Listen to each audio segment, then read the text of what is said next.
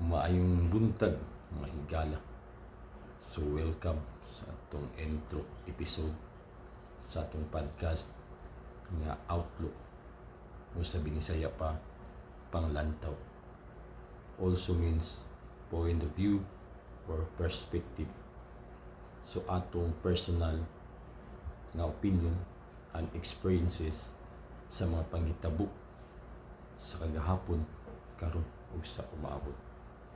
So ang purpose sa atong podcast nga makapaambit sa atong mga personal nga kasinatian, isip anak o ginikanan, pagkaigsuon o amigo, uyab o pagkabana, pagka-estudyante o magtutudlo, pagka mag-uuma o trabahante, o isip sakop sa usa ka pamilya o komunidad to inspire.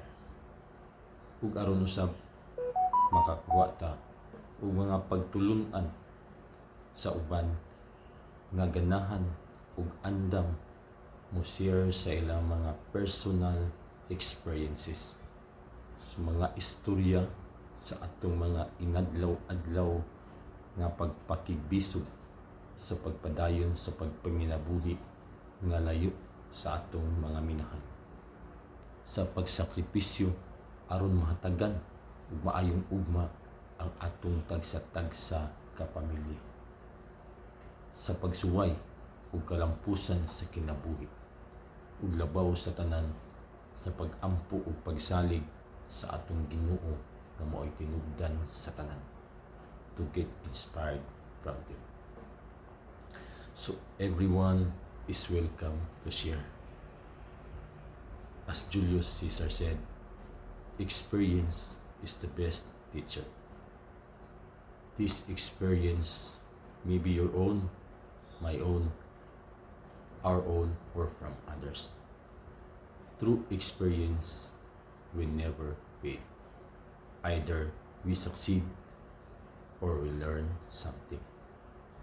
So atong positibong panglantaw na sa tanang pagsuway, dunay kalampusan, human sa kaguol, dunay kalipay, ug nga sa dili madugay, matapos ang kagabion, ug moabot ang kabuntagon.